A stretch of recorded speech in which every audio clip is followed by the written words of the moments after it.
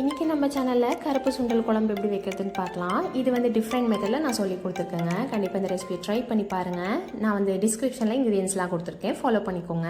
நான் வந்து இப்போ கருப்பு சுண்டல் 8 மணி நேரம் ஊற வச்சது ப்ரெஷர் குக் பண்ணி எடுத்துக்க போகிறேன். இதில் 1.5 கிளாஸ் தண்ணி ஊற்றிக்கோங்க. இதுக்கு தேவைக்கு இப்போ கொஞ்சமாக உப்பு சேர்த்து நான் வந்து 4 விசில் விட்டு எடுத்துக்க போகிறேன். நல்லா கொலைய வெந்து எடுத்துக்கோங்க. இப்போ வந்து இது வந்து வேக வச்சு எடுத்துக்கலாம். இது தனியாக இருக்கட்டும். நான் இப்போ வந்து குழம்பு தாளிக்கல. இப்போ வந்து நான் வந்து ஒரு பேஸ்ட் அரைக்க போகிறேன். இது வந்து அந்த குழம்புக்கு தேவையான தேங்காய் விழுது. நான் வந்து இது கூட இப்போ ஃபஸ்ட்டு வந்து 2 டேபிள் ஸ்பூன் எண்ணெய் ஊற்றிருக்கேங்க. இது வந்து நல்லா காஞ்சி வரட்டும் எண்ணெய். இது கூட வந்து நான் ஒரு 1/4 டேபிள் ஸ்பூன் சோம்பு போட்டுக்கிறேன். சோம்பும் நல்லா பொரிஞ்சு வரட்டும். சோம்பு நல்லா பொரிஞ்சு வந்த கையோட நான் வந்து ஒரு வெங்காயம் நீட்டமாக நறுக்கி வச்சுருக்கேன். அதையும் வந்து இது கூட சேர்த்து அதையும் நல்லா வணக்கி எடுத்துக்க போகிறோம். இப்போ வந்து ஒரு வெங்காயம் வந்து இது வந்து நல்லா வந்து வணக்கி எடுத்துக்கோங்க. ப்ரௌன் கலரில் வணங்கி வரட்டும். ப்ரௌன் கலர் வணங்கி வந்த கையோட நான் வந்து இது வந்து ஆஃப் பண்ணிவிட்டு நான் விழுத அரைச்சி எடுத்துக்கிட்டேன். நான் இப்போ பார்த்தீங்கன்னா ப்ரௌன் கலராக வதங்கி வந்துடுச்சு. இப்போ வந்து ஸ்டவ் ஆஃப் பண்ணிடுங்க. ஸ்டவ் ஆஃப் பண்ணிவிட்டு இதில் வந்து நான் தேங்காய் சேர்த்துக்க போகிறேன். நீங்கள் நார்மலாக டைரெக்டாக ஜாரில் சேர்த்துக்கிட்டாலும் நோ ப்ராப்ளம்.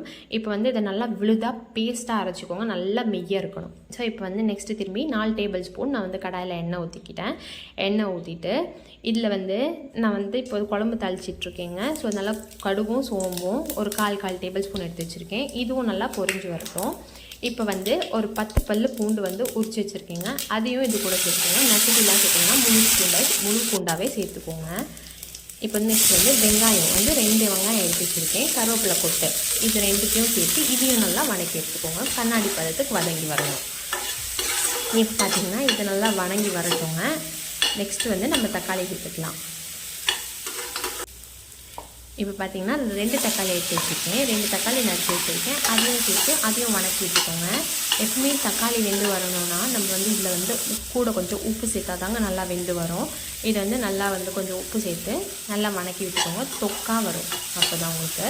இப்போ வந்து இது நல்லா தொக்கா அவ்வளோ ஸ்டேஜ் வரையும் நீங்கள் வந்து நல்லா வந்து வணக்கி எடுத்துக்கோங்க. இப்போ பார்த்தீங்கன்னா நம்மளுக்கு தொக்கு மாதிரி வந்திருக்கு. இப்போ வந்து நான் இது கூடயே மஞ்சள் தூள் சேர்த்துக்க போகிறேன். 1/4 டேபிள் ஸ்பூன் மஞ்சள் தூள். அப்போ வந்து நம்ம நார்மலாக குழம்பு மிளகாத்தூள் யூஸ் பண்ணுறோம் இல்லைங்க, அந்த மிளகாத்தூள் 1 டேபிள் ஸ்பூன் எடுத்திருக்கேன். அதையும் போட்டு நல்லா வந்து பச்சை வாடை போக எண்ணெயில் நல்லா மிக்ஸ் ஆகி வந்தாலும் உங்களுக்கு பச்சை வாடை போயிடும். அது வந்து நல்லா வணக்கி விட்டுட்டு நெக்ஸ்ட் வந்து நான் சுண்டல் வேக வச்சு வச்சுருக்கேன். அந்த தண்ணியோடு சேர்த்து நம்ம சுண்டலையும் போட்டு நல்லா வந்து அதையும் கலந்து விட்டுக்கோங்க. இப்போ வந்து இதில் கொஞ்சம் பபுள்ஸ் ஃபார்ம் ஆகி வரட்டும். இதில் நான் வந்து கொஞ்சம் உப்பு சேர்த்துருக்கேங்க. நான் ஏற்கனவே சுண்டல்லையும் சேர்த்துருக்கேன், இந்த தக்காளிலையும் சேர்த்தேன். இருந்தாலுமே எனக்கு உப்பு பத்தலை, கொஞ்சமாக சேர்த்துக்கோங்க. இப்போ வந்து நான் அரைச்சி வச்சுருந்த இந்த விழுது சோம்பு அப்புறமா வெங்காயம் அப்புறமா வந்து தேங்காய் போட்டு அரைச்சி வச்சுருந்த விழுதை இது கூட சேர்த்துக்கலாம். நல்ல மெய்யாக அரைச்சிருக்கேன் பாருங்கள். நல்ல மெய்யாக இருக்கணும். இதையும் நல்லா கலந்து விட்டுக்கோங்க. இதுக்கு மெயினான ஒரு பாயிண்ட் வந்து நல்லாவே கொதிச்சு வரணுங்க. எவ்வளோ நேரம் கொதிப்பிக்கிட்டுங்க அப்போ அவ்வளோ டேஸ்ட்டாக இருக்கும். இந்த தேங்காயோட வாசனை போகட்டும். இப்போ நம்ம குழம்பு வந்து சூப்பராக ரெடி ஆகிடுச்சுங்க. இது கூட நான் கொத்தமல்லி தழை தூவி நான் வந்து சர்வ் பண்ணிக்கிறேன். கண்டிப்பாக இந்த ரெசிபி வீட்டில் ட்ரை பண்ணி பார்த்துட்டு லைக்கும் கமெண்ட்டும் பண்ணுங்கள். நிறைய பேர் சப்ஸ்கிரைப் பண்ணாமல் எங்கள் சேனலில் பார்த்துட்ருக்கீங்க. நீங்கள் சப்ஸ்கிரைப் பண்ணால் தான் எங்களுக்கு ஒரு ஸ்ட்ரென்த் கிடைக்கும். ஸோ அதனால் சப்ஸ்கிரைப் பண்ணிவிட்டு கண்டிப்பாக பக்கத்தில் இருக்க பெல் ஐக்கானையும் கிளிக் பண்ணிக்கோங்க. கிச்சன் ஸ்ட்ரென்த் சேனலுக்கு சப்போர்ட் பண்ணுங்கள். தேங்க்யூ.